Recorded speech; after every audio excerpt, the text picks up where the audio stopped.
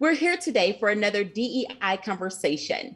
My name is Kashonna Holland with SK Leading Forward, and I'm here with my partner, Lynda Katz Wilner of Successfully Speaking. We partner together to bring you conversations around DEI, and I'm so excited to introduce our guest today, Jen Herwig. Jen is the Vice President of Human Resources at BGE. Lynda? Jen, welcome. We're so excited to have this interview with you today.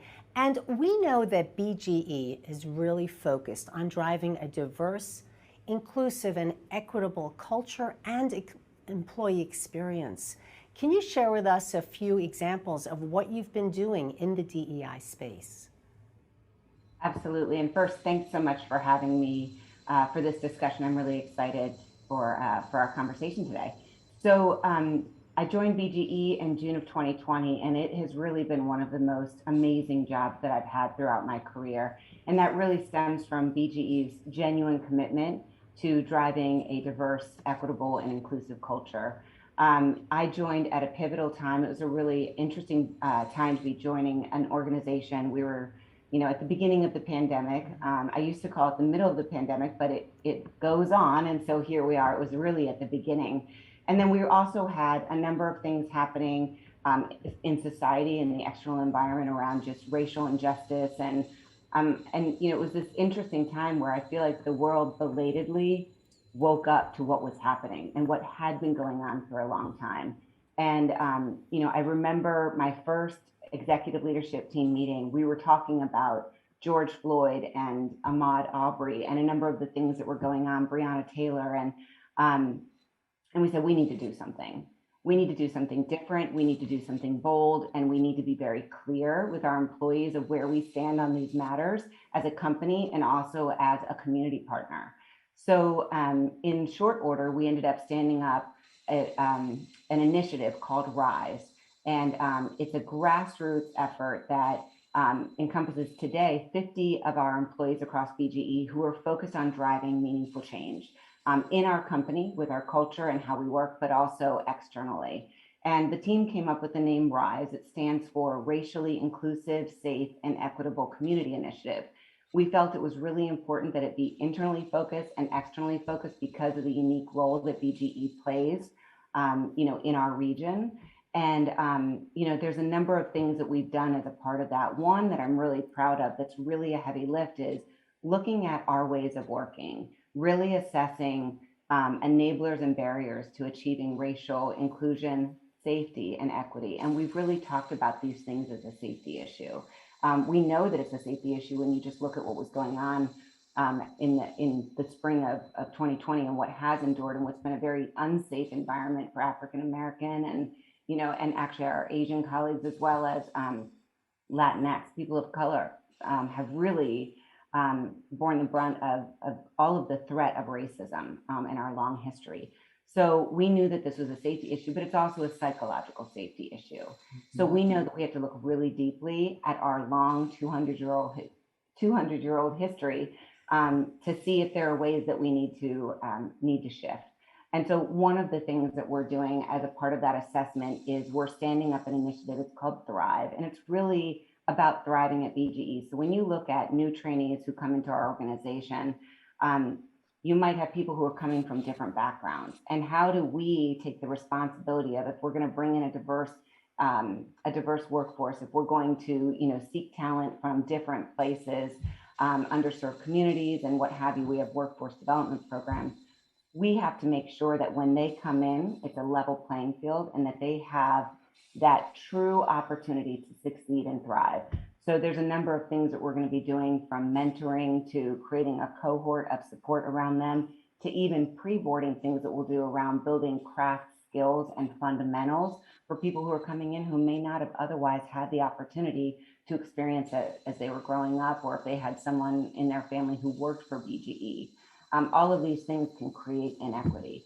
So that's an example of something that we're doing. And then we're also doing a lot from a culture perspective, rolling out training like the basics of debate versus dialogue. How do we really want to engage with one another? And we know that the issues that we're all talking about right now are really emotional, and people are in polarized positions.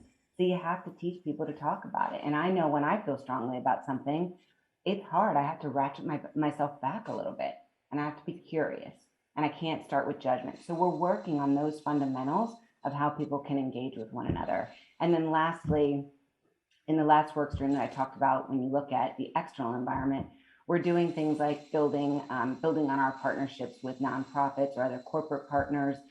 We've done some really incredible events, like an event that we did, two events that we did with the Y, one for the Pan-Asian community, and then the other was in Towson at the Y in Towson, and working with young children in a camp and talking about all the things that BGE is up to, whether it's drones and EVs or inclusion, or educating them on what it means to work in the gas organization or in electric distribution, what a career could look like for them. And that was just a phenomenal event. But then we're also doing things like championing the efforts in Howard County to stand up a racial equity task force back in 2020.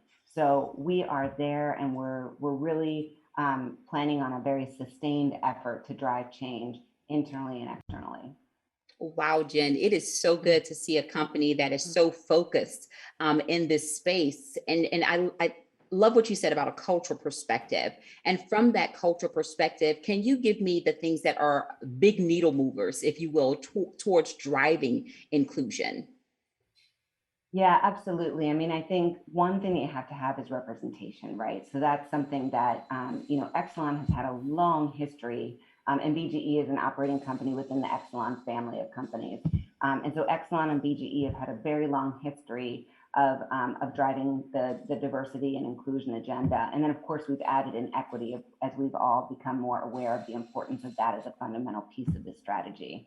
And, we've focused on making sure that that we truly have a diverse strategy in place around candidate slates, around panels who are assessing candidates, around looking at advancement. And if we have to have different programs to support different parts of our population, hence equity, that we're going to do that. And we're going to do that unapologetically. And so we've really moved the needle to make sure that in our leadership ranks, we have strong diversity. And that's at our executive level, our middle manager level, and then we're working that down through the system. And in our field, we don't have as much diversity in the frontline supervisor ranks. So that's something that we're working on. You can't promote diversity and equity and inclusion if you don't have people that are diverse in the system. And you really need to have people in leadership roles, but they can't carry it all. So you also have to drive an ally strategy. And that's something that we've worked on really consistently. We have a program called White Men and Allies, and every single one of our executives, and now we're taking our directors through it to talk about what it means to be an ally. And you can be an ally if you're an African-American woman, you can be an ally for a Pan-Asian man. This is, as a white woman, I'm not just looking out for things that advance women in the workplace. I'm a sponsor for our Asian American Employee Resource Group.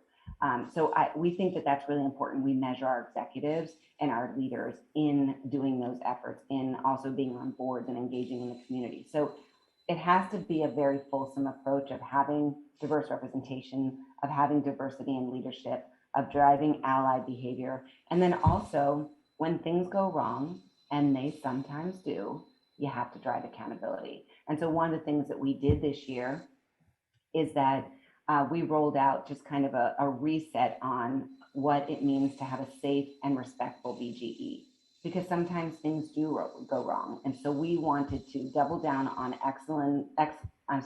we wanted to double down on Exelon's training that they do, or that we do most broadly, on having a safe, respectful environment. And we did things that were very unique to BGE. And we talked about issues that have happened here, because if you shove things under the carpet, then nobody knows and you don't drive accountability.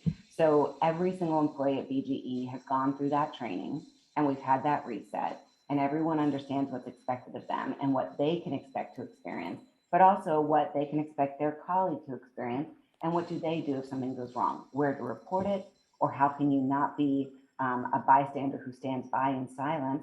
How can you be a vocal bystander that actually moves the needle? So it's all of those things, and there's many more that you have to look at it in that holistic, strategic way. So, Jen, that brings us to the question. We know that this past year, there have been very turbulent times between the social unrest, the social injustice, COVID. So many things have happened in this past year. And this was the year you moved into this position at BGE. So I'm sure you've had huge challenges. What are some of the lessons that you've learned from all this? Yeah, it's a great question. I think one thing that I've learned is I knew that these couldn't be HR programs, but I've definitely learned that you have to get everyone involved in driving this kind of change. And you have to create safe forums for people to talk about what their experience is and share their ideas and input. So that's something that I've learned, and we've really benefited from having those opportunities to engage with people. We brought in external facilitators so that people could share what their experience is. We could shine a light on that and then develop strategies to adjust and pivot and ensure that we have a really inclusive culture. Other lessons learned, for me, joining a utility was really different than what I've experienced in the past. I worked in financial services and banking. I led HR for a retail sales, energy retail sales and trading organization, Constellation, one of our sister companies. I worked for Under Armour. The utility is different. It has a really unique workforce, and we have people that are working in the field. It's a very safety conscious organization, and it hasn't been historically as diverse. If I'm being straight, it hasn't been, and it's something that we know that we have the opportunity to continue to evolve that. So I've learned a lot about the importance of, when you look at white men as key partners in this work, you have to make sure that they can see themselves in this, and they can see how it's not a zero-sum game, and that we all are better if we can drive change. And that's not easy, and I'm still working on that and figuring that out. And I think what I've discovered is that it comes down to the humanity of it all. That's what I always say. It's having real conversations with people and talking about their fears and talking about what I'm afraid of and talking about, why hasn't something worked, or do they have an idea that it could be better? I'd been given some feedback when I first arrived in the role. We have DEI conversations regularly as a part of our meetings, all meetings across the organization. We have safety messages, we have DEI messages, and they're very robust. And there was a part of the organization in our field that was talking about white privilege. And so, what I heard was that it was really off-putting for people. And white privilege is something that clearly exists. I have benefited from it. I understand it. I talk to my children about it, and I'm not shy about that. And so it is right to talk about it, but I would rather be effective than right. And that means that I might have to start somewhere else in the conversation. I might have to start with giving tools. I might have to start with, people just having some humble conversations about what their life experiences have been. I might have to start talking about bias through the lens of other aspects of diversity. And so those are some of the things that I've learned, that you have to meet people where they are, and you have to allow them to see themselves in this work, and that it's messy. It's really, really messy. But if you're willing to go into the mess with the optimism and the belief that we're going to all be better for it, we'll get there. It's just going to take some time and some patience and some work.